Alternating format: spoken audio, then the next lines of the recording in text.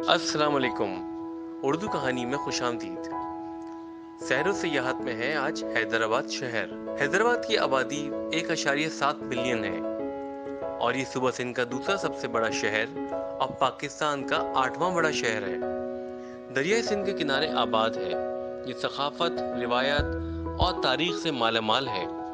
یہ کئی صدیوں سے سندھ کا دارالحکومت تھا اور شاید اس وجہ سے تھا کہ اس شہر کی سڑکیں ہر صبح دریائے سندھ سے پینے کے صاف پانی سے دھلتی تھیں۔ حیدرآباد اب ایک اہم تجارتی اور ثقافتی مرکز ہے اور دیہی اور شہری سندھ کے مابین راہداری کا کام کرتا ہے۔ حیدرآباد میں نمایاں مقامات میں کلہوڑا اور تالپور حکمرانوں کے مزارات، 2 شاہی قلعے اور میلوں لمبی ہلچل سے بھرپور اور رنگین شاہی بازار شامل ہے۔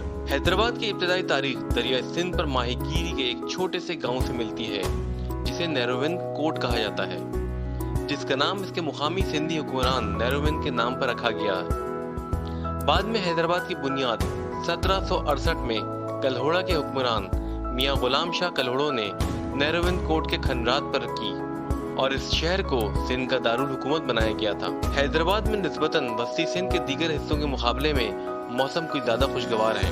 موسم گرما اور موسم سرما اس کے 2 اہم موسم ہیں۔ اپریل کے وسط سے جون کے آخر تک کا عرصہ سال کا گرم ترین وقت ہوتا ہے اور درجہ حرارت 48.5 ڈگری سینٹی گریڈ تک ہوتا ہے۔ سردیوں میں عام طور پر گرمی رہتی ہے، دن کے وقت تقریباً 25 ڈگری سینٹی گریڈ اور رات کے وقت اکثر 10 ڈگری سینٹی گریڈ سے نیچے رہتا ہے۔ حیدرآباد میں کئی تاریخی اور تفریحی مقامات ہیں جہاں پر جا کر اس شہر کی خوبصورتی کا لطف لیا جا سکتا ہے۔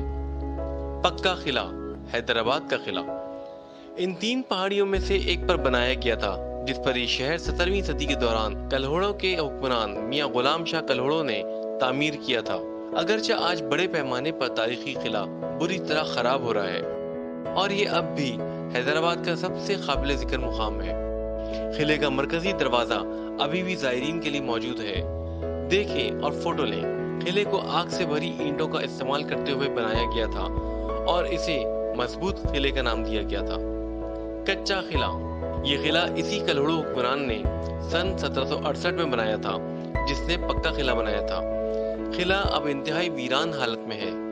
آج زیادہ تر لوگ قلعے کی پہاڑی پر بنائے گئے مکی شاہ کے مزار پر جانے کے لیے قلعے کی طرف جاتے ہیں۔ پکا قلعہ اور کچا قلعہ دونوں اب خراب اور ایک ویران حالت میں ہیں، لیکن یہ ابتدائی جدید قلعوں کی عمدہ مثال ہیں۔ رانی باغ، حیدرآباد چڑیا گھر، قاسم آباد۔ یہ مقامی تفریحی مقام 1861 میں بنایا گیا تھا اور انگلینڈ کی ملکہ وکٹوریہ کے نام پر رکھا گیا تھا۔ رانی باغ یعنی کوئنز گارڈن، اس پارک میں عیدگاہ، ایک کھلا ہوا مسجد جس میں سالانہ عید کی نماز کے لیے پنک خوبصورت گلابی مینار ہے، ایک چڑیا گھر، لان، چلڈرن پارکس، ٹہلنے والی پٹیاں اور ایک جگہ جس میں بہت سے کھانے پینے کی دکانیں شامل ہیں۔ انسٹیٹیوٹ آف سندھیولوجی میوزیم، جامعہ سندھ جامشورو، سن 1962 میں قائم کیا گیا تھا۔ یہ سندھ کی تاریخ کے سب سے بڑے وسائل میں سے ایک ہے اور یہ اپنی نوعیت کا پہلا تحقیقی ادارہ تھا اور اس نے بین الاقوامی تحقیق میں سندھیولوجی کو سب سے آگے لایا تھا۔ میوزیم میں آثار قدیمہ، نسلی، اخلاقی میوزیکل، فوٹوگرافی، سکے، انڈس پینٹنگ اور عمومی حصے ہیں۔ میوزیم میں نمائش کے نمونے خطے کی تاریخ اور آبادیات کی نمائندگی کرتے ہیں۔ ان مجموعوں میں آثار قدیمہ کا مواد، لکڑی کے کام، دھاگے کا کام، دھات کا کام، چرمی کا کام، مٹی کے برتن، زیورات، سکے، اسلحہ سازی، تصاویر اور پینٹنگز شامل ہیں جو 1970 کی دہائی سے جمع کی گئیں۔ ایک خصوصی گیلری میں نمایاں شخصیات کے پورٹریٹ بھی شامل ہیں۔ سندھ میوزیم، قاسم آباد۔ ایک بڑے میوزیم میں بڑے ہالوں میں نمائشوں کے لیے بہت ساری اچھی اشیاء موجود ہیں جن میں سندھ اور وادی سندھ کی تہذیب کی تاریخ اور ورثے کو پیش کیا گیا ہے۔ میوزیم میں سما، سومرا، کلہوڑا اور تالپور ادوار سمیت سندھ کے مختلف حکمرانی ادوار کی اشیاء اور نوادرات پیش کیے گئے ہیں۔ میوزیم میں کافی گیلریاں ہیں جہاں لوگوں کی نقلیں مختلف پیشوں سے تعلق رکھتی ہیں جو ان کی روزمرہ کی زندگی کو ظاہر کرتی ہیں۔ میاں غلام نبی کلہوڑا کا مقبرہ، ٹائلوں سے سجائے کلہوڑا کے حکمران میاں غلام نبی کلہوڑو کا بڑا اور خوبصورت مقبرہ اچھی طرح محفوظ ہے، حالانکہ اس کا گنبد منہدم ہو گیا ہے اور اب اس کی جگہ ایک چپٹی چھت نے لے لی ہے۔ कल्होड़ा खानदान ने 1701 से लेकर 1783 तक सिंध पर हुकूमत की। न्यू लाराई मार्केट क्लॉक टावर, घंटा घर, शाही बाजार को देखने वाला एक मुतासिर कुन टावर अंग्रेजों ने 1914 में कायम किया था। हैदराबाद दुनिया में चूड़ियों के सबसे बड़े प्रोड्यूसर्स में से एक है।